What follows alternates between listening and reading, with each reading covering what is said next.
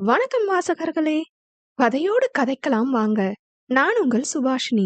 Comedy கலந்த காதல் கதைகள் கேட்கவும் ரசிக்கவும் சேனலை சப்ஸ்கிரைப் செய்யுங்க. கதைகள் பிடித்திருந்தால் மறக்காம லைக் பண்ணுங்க, ஷேர் பண்ணுங்க. 2 வார்த்தையாவது கதைய பத்தி கமெண்ட்ல தட்டி விட்டு போங்க.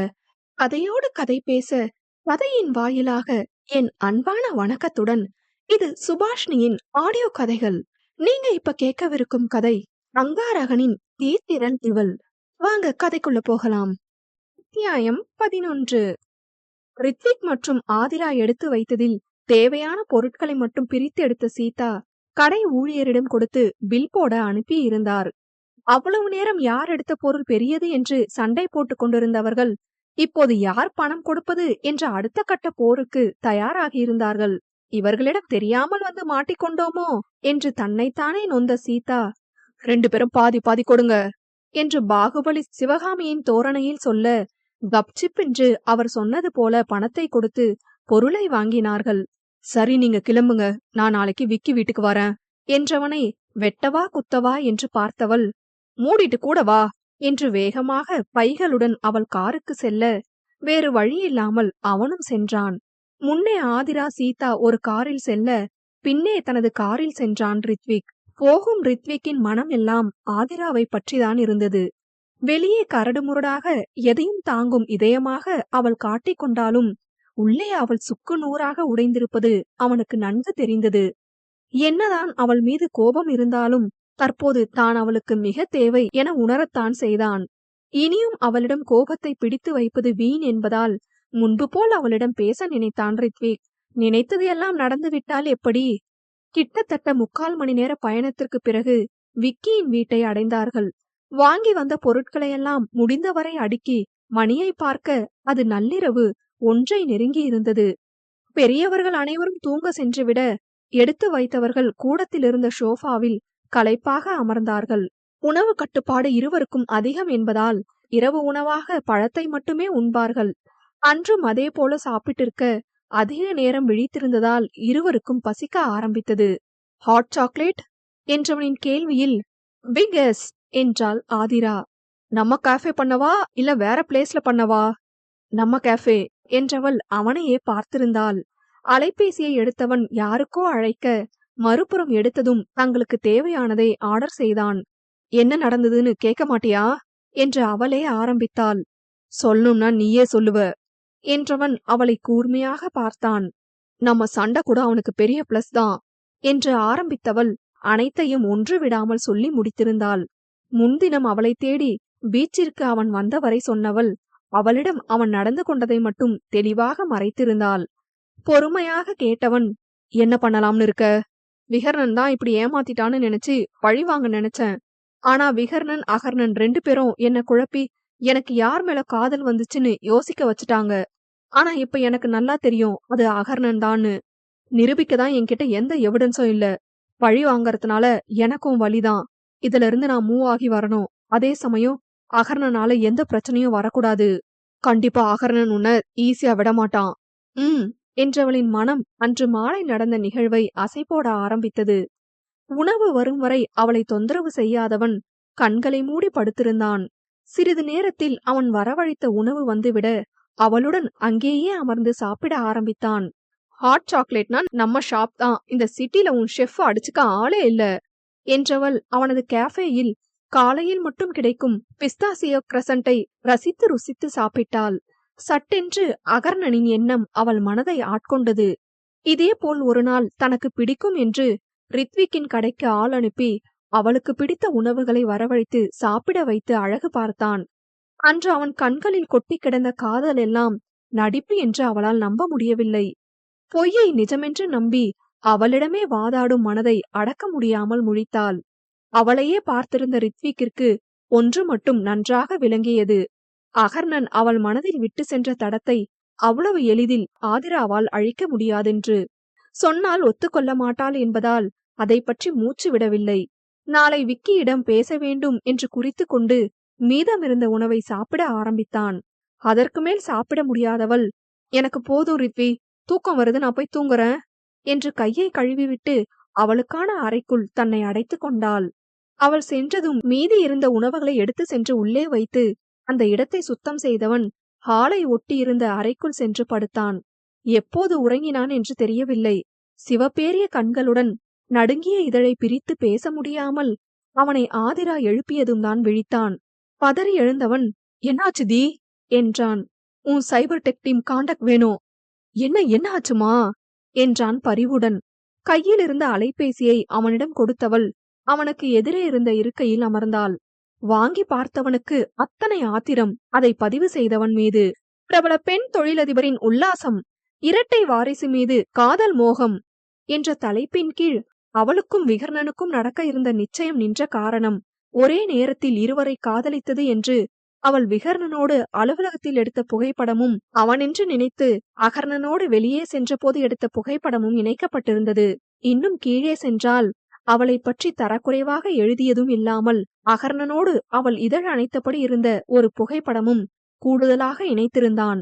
"தி, உன் லீகல் டீமுக்கு கால் பண்ணி கேஸ் ஒன்னு ஃபைல் பண்ண சொல்லு. நம்ம டெக் டீம் வச்சு ட்ராக் பண்ண முடியலனா அபிஷியலா மூவ் பண்ணி ரிமூவ் பண்ணலாம்." அவனிடம் சொன்னதுமே சற்று நிதானத்திற்கு வந்தவள் அடுத்ததாக என்ன செய்யலாம் என்ற இடத்திற்கு வந்திருந்தாள். நேராக ஒரு பெண்ணை அடிக்க முடியாதவன் இப்படிதான் இறங்குவான் என கசந்த புன்னகையுடன் அவளது லீகல் டீமிற்கு அடுத்து என்ன செய்வதென்று கட்டளையை இட்டவள் அவர்கள் தரப்பிலிருந்து அதை எடுக்கும் முயற்சியை ஆரம்பிக்க கூறினாள். "எனக்கு இன்னைக்கு ஒரு கிளைண்ட் மீட்டிங் இருக்கு, நான் கிளம்புறேன். அம்மா அப்பா கிட்ட சொல்லிட்டேன். அவங்க இதை பெருசா எடுத்துக்கல. நானும் தான்." என்றவள் காரை எடுத்துக்கொண்டு சென்று விட்டாள்.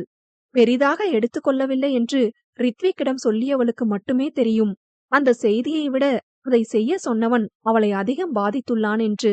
அகர்ணனின் இந்த கீழ்த்தரமான செய்கை மீதமிருந்த கொஞ்ச நஞ்ச நேசத்தையும் அவள் மனதில் இருந்து அகற்றிவிட்டது. "ரொம்ப பெரிய தப்பு பண்ணிட்ட கர்ணா. என்ன காயப்படுத்த நீ பண்ற எல்லாத்தையும் கூட மன்னிச்சிருவேன். இன்னைக்கு நீ பண்ணத இந்த ஜென்மத்துல மறக்கவும் மாட்டேன், மன்னிக்கவும் மாட்டேன். இதுக்கான என் அடி எந்திரிச்சு நிக்க முடியாத அளவுக்கு இருக்கும்." என்று மனதோடு பேசியவளுக்கு தெரியவில்லை இது தொடர்கதையாக மாறும் செயல் என்று. அவனின் செய்கையை ஜீரணிக்க முடியாதவள் அவனை ஏதாவது செய்ய வேண்டும் என்று நினைத்தாள். ஆனால் அவனைப் போல அல்லாமல் அவனை பலவீனப்படுத்தும் பகடைக்காயை வைத்து அவனை அடக்க வேண்டும் என்று நினைத்தவாறு வீட்டுக்கு வந்தவள் வேகமாக கிளம்பி அவளது அலுவலகத்திற்கு வந்தாள். காரை நிறுத்திவிட்டு உள்ளே வந்தவளுக்கு அவள் மீது படியும் பார்வையின் வித்தியாசம் நன்றாக தெரிந்தது. கொஞ்சமும் குறையாத கம்பீரத்தோடு அனைவரையும் எதிர்கொண்டாள். அவளது நேர்பார்வை மற்றவர்களுக்கு கிலியை கொடுத்தது என்று சொல்லியே ஆக வேண்டும். மனதில் மட்டுமே அவளை பற்றி நினைக்க முடியும். அங்கிருப்பவர்களின் செயல்கள் சற்று மாறினாலும் அன்றே அவர்களுக்கு அந்த அலுவலகத்தில் இறுதி நாள். மரியாதை நிமித்தமாக வாழ்த்தியவர்களுக்கு சிறு தலையசைப்பை பதிலாக கொடுத்தவள் நேராக அவள் அறைக்கு சென்றாள். பின்னே சென்ற காரியதரிசி அன்றைக்கான நிகழ்வுகளை பட்டியலிட்டாள். "மார்னிங் மீட்டிங் முடிஞ்சதும் நியூ ஜாயினிஸ் கூட ஒரு சின்ன மீட்டிங் ஒன்னு ஷெட்யூல் பண்ண சொல்லி HR கிட்ட இன்ஃபார்ம் பண்ணு" என்று கூறி மீட்டிங்கிற்கு தேவையான ஃபைலை ஒரு முறை திருப்பி பார்த்தாள். அவளையே பார்த்திருந்த அவளது காரியதரிசிக்கு அவளை நினைத்து எப்போதும் ஒரு பிரமிப்பு இருக்கும். இன்று இன்னும் ஒரு படி மேலே சென்றது. வாய்விட்டு கேட்டே விட்டாள். "Ma'am, are you okay?" "Yes Stella, what happen?" என்று ஃபைலில் இருந்த கண்களை அவள் மீது பதித்து கேட்டாள். "நோ மேம், ஜஸ்ட் கேட்டேன். நான் கான்ஃபரன்ஸ் ரூம்ல எல்லாம் ரெடியானு போய் பார்க்கறேன்" என்று ஓடியே விட்டாள். சிறு புன்னகை தோன்றியது ஆதிராவிற்கு. கள்ளம் கபடம் இல்லாமல் யாராவது அவளிடம் பேசினால் மனதில் ரசிப்பாளே தவிர வெளியே காட்டிக்கொள்ள மாட்டாள். வேலைக்கு சேர்ந்ததிலிருந்தே ஸ்டெல்லா இப்படிதான். அடிக்கடி ஏதாவது கேட்பாள். சில சமயம் அதற்கு திட்டு வாங்கவும் செய்வாள். அதற்காக மனதில் இருப்பதை கேட்காமல் இருக்க மாட்டாள். அவள் கேட்டு பழகிவிட்டாள். ஆதிரா அவளை விரட்டி பழகிவிட்டாள். சரியாக மணி 9 நெருங்க கான்ஃபரன்ஸ் ஹாலை நோக்கி நடந்தாள். அங்கிருந்த பெரும்பாலானோர் இவளை ஏளனமாக பார்த்தனர். கண்களை மூடி தன்னை சரி செய்துவிட்டு அவளது இருக்கையில் அமர்ந்தாள். அழுத்தமான சூழ்நிலையை அவ்வளவு இலகுவாக கடப்பது சாத்தியமில்லை என்று அவளுக்கு நன்கு தெரியும். ஓடி ஒளிந்தாலும் சரி, நிமிர்ந்து எதிர்கொண்டாலும் சரி, தூற்றுவார் தூற்றதான் செய்வார்கள். மற்றவர்களுக்காக வாழ ஆரம்பித்தால் வாழ்நாள் முழுவதும் அவர்களுக்காக நடித்து கொண்டுதான் இருக்க வேண்டும். எதையும் பார்த்து கொள்ளலாம் என்ற மனநிலைக்கு வந்துவிட்டாள் ஆதிரா. அத்தியாயம் 12.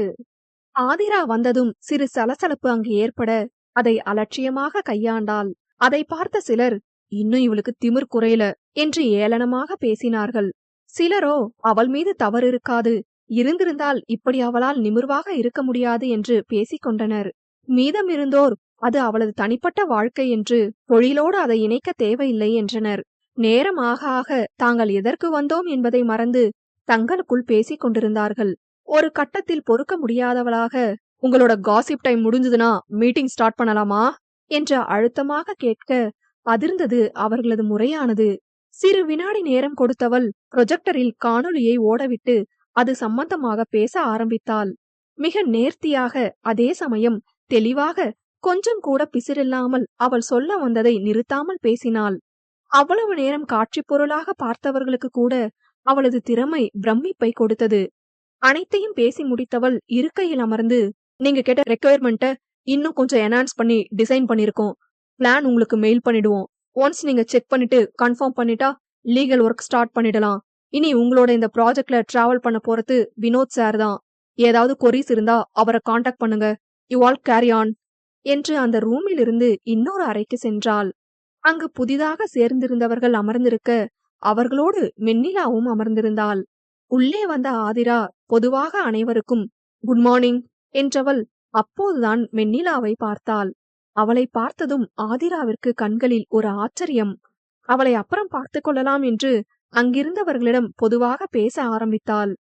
Hi guys, I am Aadhira Ramachandran. Welcome to Seetha groups. I hope your intention and orientation programme done well. இன்னும் சில மந்த்ஸுக்கு உங்க எல்லாருக்கும் ஏடி குரூப்ல தான் ஒர்க். அண்ட் உங்களால அவங்க லொகேஷனுக்கு போக முடியலன்னா ஒர்க் ஃப்ரம் ஹோம் ஆட் பண்ணிக்கலாம். உங்க ஒர்க் டைரக்ட் அப்டேட் எல்லாம் ஏடி குரூப்புக்கு தான்.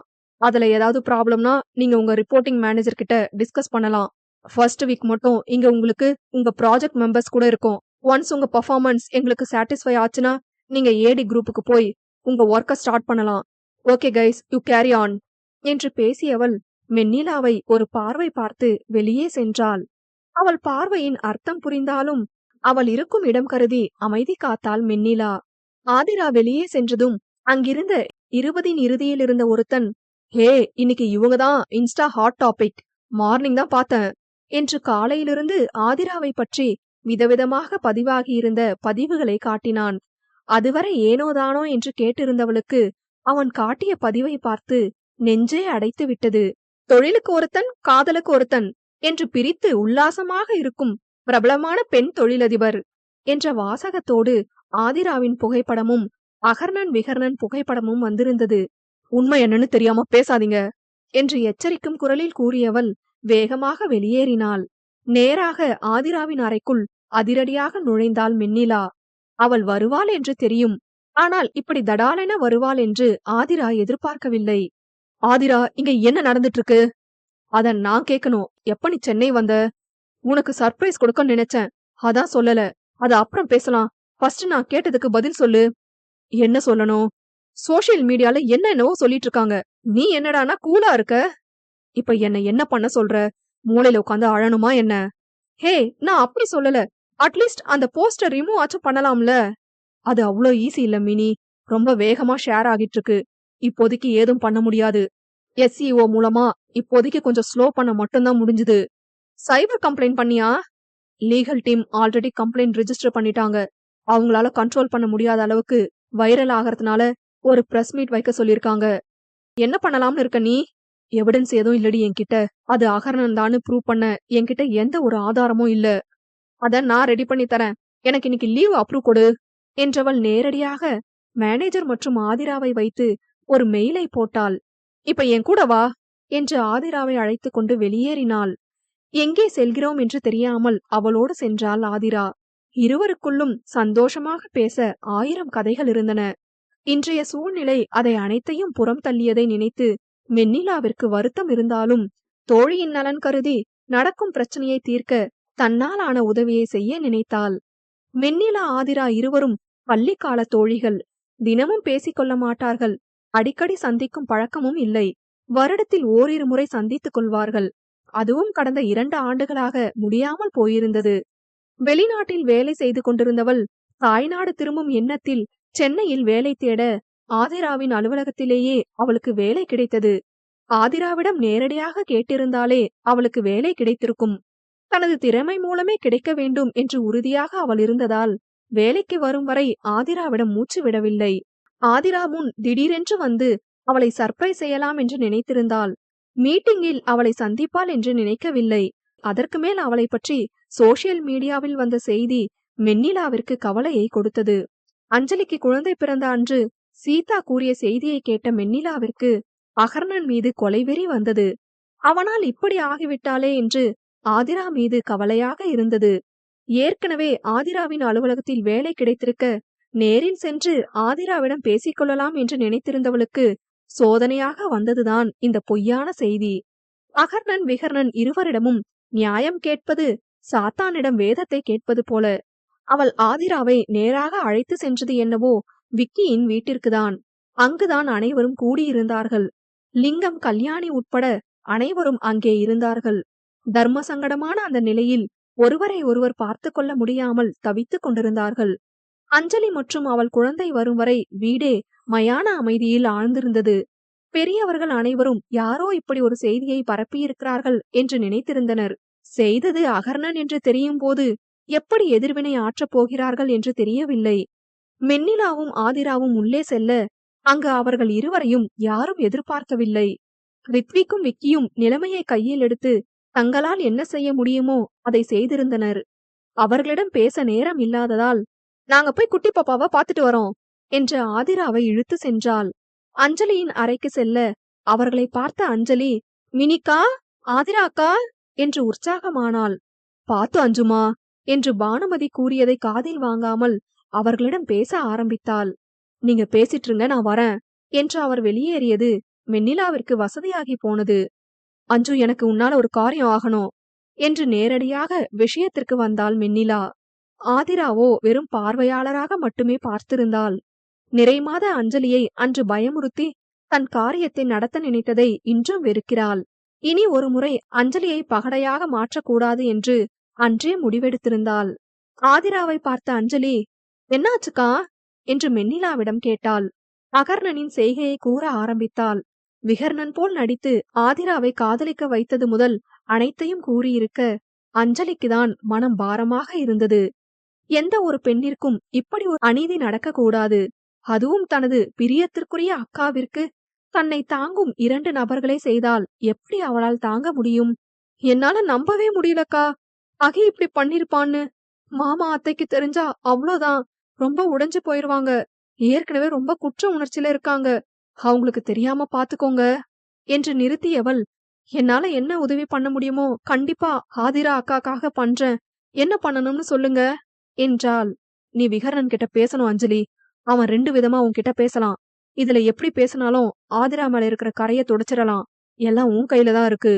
என்ன பேசணும் என்ற அஞ்சலியிடம் என்ன பேச வேண்டும், எப்படி பேச வேண்டும் என்று கூற ஆரம்பித்தாள் மென்னிலா. ஆதிராவிற்கு இது பிடிக்கவில்லை என்றாலும் இதை சரி செய்ய இது மட்டுமே வழி என்பதால் அமைதி காத்தாள். என் போன் எடுத்து கொடுங்க என்று மென்னிலாவிடம் அலைபேசியை வாங்கியவள் ஆழ்ந்த மூச்சை எடுத்து விகர்ணனின் எண்ணிற்கு அழைத்தாள். முழுதாக 2 அழைப்பு சென்றும் அவன் ஏற்காததால் அகர்ணனுக்கு அழைத்தாள் அஞ்சலி. அத்தியாயம் 13. ஒரே ரிங்கில் அழைப்பை ஏற்ற அகர்ணன், சொல்லு குட்டிமா, வீட்டுக்கு போயிட்டியா என்று மென்மையாக பேசினான். வந்துட்ட ஆகி. ஆமா, விகா எங்க? ஏன் கால் பண்ணா அவன் எடுக்கல? மீட்டிங்ல இருக்கான் குட்டிமா, அதான் போன் எடுத்திருக்க மாட்டான். முடிச்சிட்டு வந்து பேசுவான் குட்டிமா. என்னாச்சு, ஏதாவது பிரச்சனையாடா என்றான். ஆமா ஆகி, ஒரு விஷயத்த பத்தி பேசணும். என்ன பேசணும் குட்டிமா? இங்க எல்லாரும் என்னென்னவோ சொல்றாங்க, சோசியல் மீடியால என்னென்னமோ போட்டுட்டு இருக்காங்க. அத பத்தி நீயோ விகாவோ எதுவும் பேசாம இருக்கீங்க. இங்க என்னதான் நடந்துட்டு இருக்கு, நீயாவது சொல்லு. அவளது கேள்வியில் சற்று தடுமாறியவன், என்ன நியூஸ், நான் எதுவும் பார்க்கல என்றவனுக்கு அடுத்து அவள் என்ன கேள்வி கேட்கப் போகிறாள் என்று படபடத்தது. நீ முதல்ல போய் அதை பாரு, பார்த்ததும் உடனே எனக்கு போன் பண்ணாகி என்றவள் அவன் பதிலை கூட எதிர்பார்க்காமல் அழைப்பை துண்டித்திருந்தாள். அகர்ணனிடம் இயல்பாக பேச வரவில்லை அஞ்சலிக்கு. எங்கே தனது குரலில் ஏதாவது வித்தியாசம் தெரிந்துவிடுமோ என்ற பயம் பேசி முடிக்கும் வரை அவளுக்கு இருந்தது.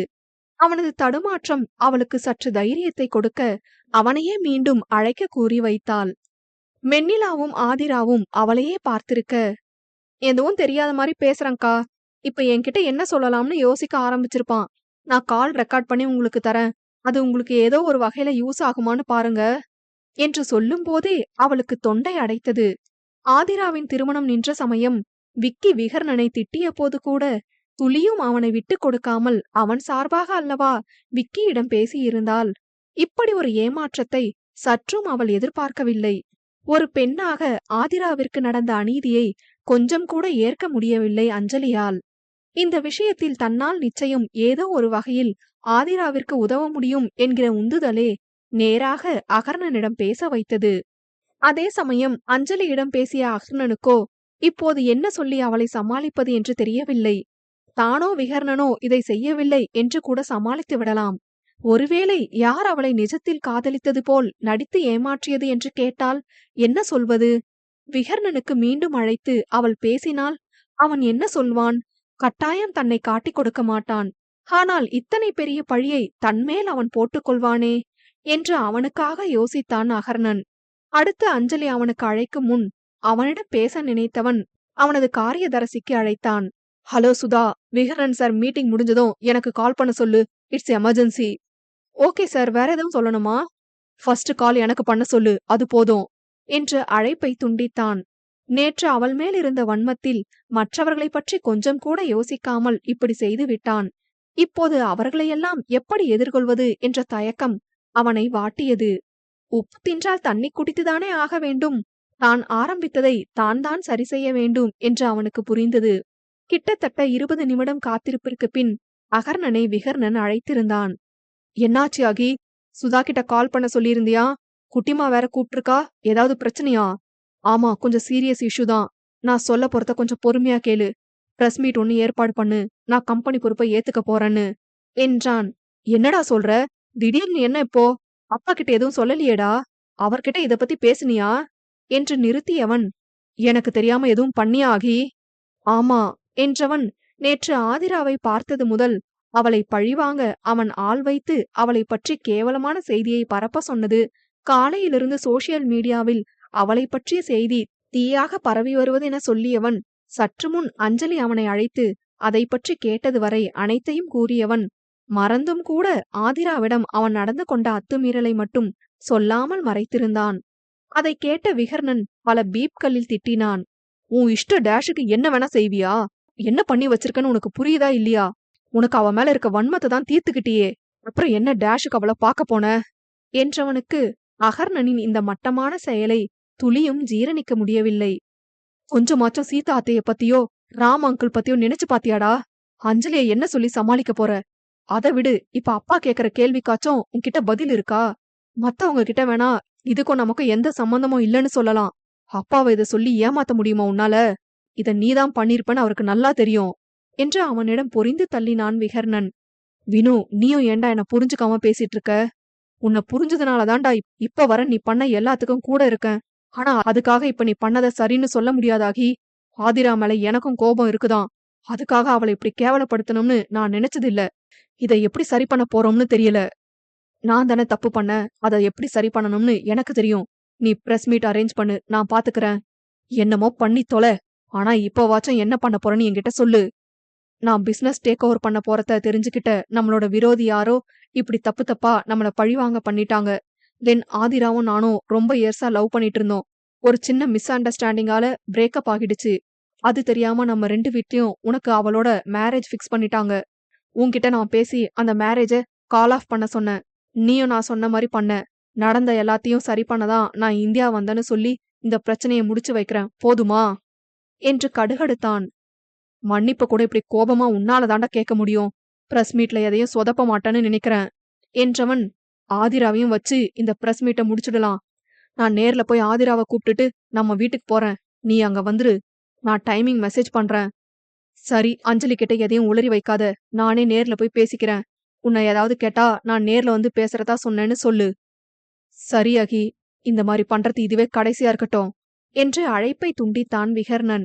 ஆதிராவை பழிவாங்க அவன் எடுக்கும் ஒவ்வொரு அடியும் அவனுக்கு எதிராகவே முடிகிறது என்று அவன் மேலே அவனுக்கு கோபம் வந்தது. இந்த பிரச்சனையை சரி செய்துவிட்டு அவளை விட்டு விலகி இருக்க வேண்டும் என்று நினைத்து கொண்டு பிரஸ் மீட்டில் எப்படி பேச வேண்டும் என்று ஒருமுறை மனதில் ஒத்திகை பார்த்தான். அகர்ணன் திரும்பி அழைப்பான் என காத்திருந்த மூவருக்கும் அவன் மீண்டும் அழைக்காதது பெரும் ஏமாற்றமாக இருந்தது. அவன் பேசுவதை வைத்து ஆதிராவை இந்த பிரச்சனையிலிருந்து மீட்கலாம் என்று நினைத்த மென்னிலாவிற்கு அகர்ணன் மீது ஆத்திரமாக வந்தது. நான் மனசார சொல்றேன், அண்ணன் தம்பி 2 பேரும் நல்லாவே இருக்க மாட்டானுங்க என்று சத்தமாக பேசினாள். இன்னும் சகோதரர்களை திட்ட வாயை திறந்தவள் கையை பிடித்து வேண்டாம் என்று கண்களால் கூறினாள் ஆதிரா. அவள் பேசுவதை கேட்ட அஞ்சலிக்கு எதுவும் சொல்ல முடியாத நிலை என்பதால் அமைதியாக அமர்ந்திருந்தாள். நேரம் ஆக ஆக நம்பிக்கை இழந்த ஆதிரா, அஞ்சு நீ பாப்பாவை பாரு, நான் அப்புறம் வரேன் என்று எழுந்தாள். நான் இன்னொரு தடவை கால் பண்ணி பார்க்கவாக்கா? வேண்டாம் அஞ்சு, இத வேற மாதிரி டீல் பண்ணிக்கிறேன். நீ ரொம்ப மனச போட்டு குழப்பிக்காத. கோபத்துல மினி பேசுனத நினைச்சு நீ எதையும் பண்ணாத அஞ்சு. உண்மை எப்ப இருந்தாலும் வெளியில வரதான் செய்யும் என்று ஆதிரா அவள் தலையை வருடினாள். எனக்கு மனசு கஷ்டமா இருக்கு ஆதிராக்கா. விக்கி வந்ததும் வீட்டுக்கு போங்க ப்ளீஸ். சரிடா, நான் கீழே இருக்கேன் என்று மென்னிலாவுடன் கீழே சென்றாள். இருவரும் கீழே வர ரித்து மற்றும் விக்கி உள்ளே வரவும் சரியாக இருந்தது. என்னாச்சு? 2 பேரும் ஏன் இப்படி கோபமா இருக்கீங்க? போஸ்ட் எல்லாம் ரிமூவ் பண்ணியாச்சா என்றார் விக்கியின் தந்தை மாணிக்கம். மொத்தமா ரிமூவ் பண்ண முடியலப்பா. முடிஞ்ச அளவுக்கு ரிமூவ் பண்ணி இனி ஆதிராவை பத்தி வர நியூஸுக்கு லீகல் ஆக்ஷன் எடுப்போம்னு நம்ம லீகல் டீம் வச்சு மீடியாவுக்கு இன்ஃபர்மேஷன் கொடுத்திருக்கோம் என்றான் விக்கி. என் டெக் டீம் வச்சு எந்த சர்வர்ல இருந்து முதல் போஸ்ட் போட்டிருக்காங்கன்னு கண்டுபிடிக்க சொல்லியிருக்கேன் என்றவன் கண்களில் அத்தனை கோபம். மற்றவர்களுக்காக உண்மையை மறைத்தான் ரித்து. நிஜத்தில் அகர்ணனின் ஆளை பிடித்து அடித்து உதைத்து தான் காசுக்காக இப்படி செய்துவிட்டேன் என்று அவனையே ஒரு போஸ்ட் போட வைத்திருந்தான். அவனை அடித்த அடியில் செய்ய சொன்னது அகர்ணன் என்று ஒப்புக்கொண்டான். அதை வீடியோவாக எடுத்துக்கொண்ட விக்கி ஆதிராவிடம் இதை பற்றி பேசிவிட்டு அடுத்து என்ன செய்வது என்று முடிவு செய்து கொள்ளலாம் என இருவரும் அங்கு வந்திருந்தனர். அங்கு பெரிய பூகம்பம் வெடிக்கப் போவது தெரியாத விகர்ணன் காரை நிறுத்திவிட்டு உள்ளே வந்தான். அத்தியாயம் 14. அனைவரும் இங்குதான் இருக்கிறார்கள் என்பதை அங்கே நின்றிருந்த மகிழுந்துகள் உணர்த்தியது. இந்த சூழ்நிலையை கடந்து வந்துதான் ஆக வேண்டும் என்பதால் உள்ளே இருப்பவர்களை எதிர்கொள்ள தயாராகி உள்ளே சென்றான் விகர்ணன். அவனை பார்த்ததும் பாய்ந்து அவன் சட்டையை பற்றிய ரித்விக், எல்லாத்துக்கும் நீதாண்டா காரணம் என்று அவனை அறைய போக ரித்விக்கின் கையை பிடித்திருந்தாள் ஆதிரா.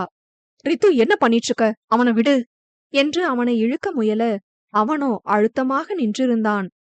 ரித்து, மரியாதையா கையை எடு என்று முயன்று பொறுமையாக பேசினான் விகர்ணன். அவனது பேச்சு இன்னும் ரித்விக்கை கோபப்படுத்த திமிரிக்கொண்டு நின்றான் ரித்விக். ஆதிராவும் விக்கியும் போராடி ரித்விக்கை விகர்ணனிடமிருந்து பிரித்தனர். ரித்விக்கை முறைத்த விகர்ணன் சட்டையை சரி செய்துவிட்டு அவர்களையே மிரட்சியாக பார்த்திருந்த பெரியவர்களிடம் பேச ஆரம்பித்தான். நியூஸ்ல வந்ததுக்கும் எனக்கும் எந்த சம்பந்தமும் இல்ல என்று நிறுத்தியவன், நீங்க எல்லாரும் நம்பலனாலும் அதுதான் உண்மை. இது ஆதிரா மேல இருக்கிற கோபத்துல யாரோ இப்படி பண்ணிருக்காங்க.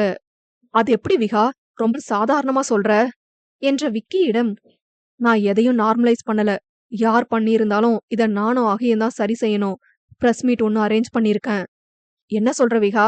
என்ன பிரஸ் மீட் என்று அதுவரை அமைதியாக இருந்த அவனது தந்தை வாயை திறந்தார். ஆமாப்பா, இப்ப நமக்கு வேற ஆப்ஷன் எதுவும் இல்ல. இந்த விஷயத்த முடிக்க இது மட்டும்தான் ஒரே வழி.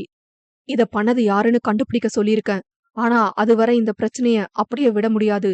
நீ சொன்ன மாதிரி பண்ணிடலாம் என்று அவனிடம் ஆரம்பித்து, ராம், எனக்கு என்ன சொல்லன்னு தெரியல. நீ எதுவும் வருத்தப்படாத. பசங்க எல்லாத்தையும் பாத்துப்பாங்க என்று ராமச்சந்திரனிடம் முடித்தார். பெருமூச்சை விட்ட ராமச்சந்திரன், நீ என்னடா சொல்ற என்று ஆதிராவை கேட்டார். இந்த பிரச்சனைய இதோட எல்லாரும் விடுங்க. இப்போ வந்ததை என்ன பண்ணாலும் மாத்த முடியாது. எது பண்ணாலும் அது இன்னும் அதிகமா பேசும் பொருளாதான் மாறும் என்று உறுதியான குரலில் கூறினாள். அந்த அழுத்தமும் உறுதியும் விகர்ணனை ஆச்சரியப்படுத்தியது என்னவோ உண்மைதான். இங்க பாரு ஆதிரா, நம்ம ஈகோ கோபம் எல்லாத்தையும் கொஞ்ச நேரத்துக்கு ஒதுக்கி வச்சுட்டு நம்ம ஃபேமிலி ஆட்களை கொஞ்சம் யோசிச்சு இத சரி செய்ய பார்க்கலாமே என்று விகர்ணன் பேச அவள் அழுத்தமாக அவனையே பார்த்திருந்தாள். அந்த பார்வையின் அர்த்தம் புரிய, நடந்து முடிஞ்ச எந்த விஷயத்தையும் என்னால மாத்த முடியாதுதான். ஆனா அதுல கொஞ்சமாச்சும் சரி செய்ய நினைக்கிறேன். அந்த பிரஸ் மீட்ல சொல்ல போறது எல்லாமே உண்மையா இருக்காது. எல்லாம் கவர் அப் ஸ்டோரி தான். ஆதிராவோட பேர் இப்படி கெட்டு போறதுக்கு தெரிஞ்சோ தெரியாமையோ நானோ ஆகியோ காரணமா இருக்க நான் விரும்பல. அப்பா நடந்த விஷயத்த சரி பண்ண வேண்டிய கட்டாயத்துல நம்ம எல்லாரும் இருக்கோம். நமக்குள்ள இப்ப தேவையில்லாம சண்டை போடாம அடுத்து என்ன பண்ணலாம்னு பார்க்கலாம் என்று நிதானமாக பேசினான். அதுவரை இவர்கள் பேசுவதை கேட்டுக்கொண்டிருந்த சீதா, அகையோ இந்த பிரஸ் மீட்டுக்கு வருவானா என்று கேட்டார். அத்த, அவன் கண்டிப்பா வருவான். எல்லாத்தையும் இன்னைக்கே சார்ட் அவுட் பண்ணிடுவான் என்று நிறுத்தியவன், கம்பெனிய டேக் ஓவர் பண்ணலாம்னு இருக்கான். அதையும் இன்னைக்கே அனௌன்ஸ் பண்ண போறான் என்று புதிய செய்தியை கூற, அதை ரசிக்கும் சூழ்நிலையில் யாரும் இருக்கவில்லை. அகர்ணனின் இந்த மாற்றம் எதனால் என்று அங்கிருந்து அனைவரும் அறிவார்கள். நேற்று வரை அரசல் புரசலாக ஆதிராவின் வாழ்வில் புயலாக வந்து சென்றது அகர்ணனாக இருக்குமோ என்ற கேள்வி இன்று விகர்ணன் வந்து பேசியதில் உறுதியானது. இந்த விஷயத்தில் அகர்ணன் மீது அவர்களுக்கு பல வருத்தம் இருந்தாலும், பாதிக்கப்பட்டவள் பொறுமையாக இருக்கும்போது தாங்கள் மூக்கை நுழைப்பது சரியாக இருக்காது என அமைதி காத்தனர். இருவருமே தாங்கள் பார்த்து வளர்த்த பிள்ளைகள் என்பதால் அதிரடியாக எந்த முடிவையும் அவர்களால் எடுக்க முடியவில்லை. லிங்கம் கல்யாணிக்கு கூட விகர்ணன் கூறிய செய்தி புதிது என்றாலும் அத்தனை பேர் முன்னிலையில் மகன்களை விட்டுக் கொடுக்கவில்லை. வீட்டிற்கு போய் பேசிக் கொள்ளலாம் என பொறுமையாக இருந்தனர். அகர்ணன் வேறு எந்த பிரச்சனையும் செய்யாமல் இந்த விஷயத்தை கையாள வேண்டும் என்பது மட்டுமே அங்கிருந்த அனைவரின் எண்ணம். விகர்ணன் பேசி முடித்ததும் மீண்டும் அங்கே ஒரு மயான அமைதி பரவியது. இது என்ன புது நாடகம் என்று அவனை பார்த்திருந்த ஆதிரா, நான் ஆபீஸ் போயிட்டு வரேன் என்று பொதுவாக கூறினாள். அவள் முன் வந்த விகர்ணன், ஆதிரா நீயும் பிரஸ் மீட்டுக்கு வரணும் என்றான். நான் எதுக்கு வரணும்? தனித்தனியா பிரஸ் மீட் வைக்காம இப்படி வச்சு இன்னிக்கே எல்லாம் முடிச்சு விட்டுலாமே என்று முதல் முறை அவளிடம் இறங்கி வந்து பேசினான். ஆக இவனுக்கும் தெரிந்திருக்கிறது என்று உணர்ந்து, பிரஸ் மீட்ல என்கிட்ட நீயும் உன் தம்பியும் மன்னிப்பு கேட்கணும். முடியும்னா சொல்லுங்க, நான் வரேன் என்றாள். வேறு வழியில்லாமல் அவளிடம் ஒத்துக்கொண்டவனுக்கு இதை அகர்ணனிடம் எப்படி கூறுவது என்ற அடுத்த தலைவலி வந்தது. இவர்களே சரி செய்யட்டும் என்று ராம் மற்றும் சீதா கிளம்புவதாக கூறி கிளம்பினார்கள். அவர்களைப் போல் விக்கி ரித்துவினால் இருக்க முடியாதே. ஆதிரா வேண்டாம் என்று கூறியும் வருவதாக நின்றார்கள். இவர்கள் இப்படி என்றால் மென்னிலாவோ ஒரு படி மேலே சென்று, நானும் பிரஸ் மீட்ல பேசுவேன் என்று ஆதிராவிடம் கத்திக் கொண்டிருந்தாள். அப்போதுதான் புதிதாக நின்றிருந்த மென்னிலாவை பார்த்தான் விகர்ணன். பார்த்ததும் அவள் யார் என்று தெரிந்துவிட அவளை ஏளனமாக பார்த்தான். அவன் தன்னை தான் பார்க்கிறான் என்று மென்னிலாவிற்கு தெரிந்ததும் திரும்பி அவனை பார்த்து, பொறுக்கி என்று அவனுக்கு மட்டும் தெரியும்படி உதட்டை அசைத்தாள். ஒட்டி என்று அவன் முன்னே வர ஆதிராவின் பின் ஒளிந்து அவனை பார்த்தாள். கொன்றுவன் என்று விரல் நீட்டி எச்சரித்து ஆதிராவிடம் திரும்பி, 4 மணிக்கு பிரஸ்ல இருந்து வந்துருவாங்க. இப்ப நாம கிளம்புனாதான் சரியா இருக்கும். போகலாமா? என்றவள் விக்கியிடம் திரும்பி, உன் கார்லயே எல்லாரும் கிளம்பலாம் என்று முடித்தாள். அவர்களுடனே லிங்கம் மற்றும் கல்யாணியும் கிளம்பிவிட மீதமிருந்த விக்கி மற்றும் அஞ்சலியின் பெற்றோருக்கு இதோடு எல்லாம் முடிந்து அவரவர் வாழ்க்கையை பார்க்க வேண்டும் என்ற எண்ணமே. சரியாக இவர்கள் வீட்டிற்கு சென்ற சமயம் ஊடகத்திலிருந்து சிலர் வந்திருந்தனர். அவர்கள் காரிலிருந்து இறங்கியது முதல் அனைத்தையும் வீடியோ மற்றும் புகைப்படங்களாக சேகரித்து கொண்டனர். வரும்போதே அனைத்திற்கும் தயாராகி வந்ததாலோ என்னவோ அதை கடந்து வீட்டிற்குள் சென்றனர். இன்னும் அகர்ணன் அவன் அறையை விட்டு வராததால் அவர்களை அமர சொல்லிய லிங்கம் விகர்ணனை போய் அவனை கூட்டி வர சொன்னார். அவன் மேலே சென்றதை உறுதி செய்து ஆதிராவின் கையை பிடித்த லிங்கம், இந்த அவமானத்துக்கு எப்படி உன்கிட்ட மன்னிப்பு கேட்டாலும் ஈடாகாத ஆதிமா, ஆனா கேட்கலனா என் மனசாட்சி என்ன நிம்மதியா இருக்க விடாது என்று கண் கலங்கினார். அங்கிள், என்ன நீங்க என்கிட்ட போய் இப்படி பேசிட்டு இருக்கீங்க என்று அவரை அமர வைத்தாள். நான் இனி உங்க பையன் விஷயத்துல தலையிட மாட்டேன். இப்படியே மாத்தி மாத்தி பழி வாங்கிட்டு இருந்தா என் வாழ்க்கைய வாழாமையே போயிடுவேன். என்ன வேணா அவன் பண்ணிட்டு போகட்டும்ங்கிற மனநிலைக்கு வந்துட்டேன் என்றாள் உறுதியாக. இல்ல ஆதிரா, இந்த விஷயத்த நான் அப்படியே விட போறதில்ல என்று ஆதிராவின் நிலைக்காக பேசினாள் மென்னிலா.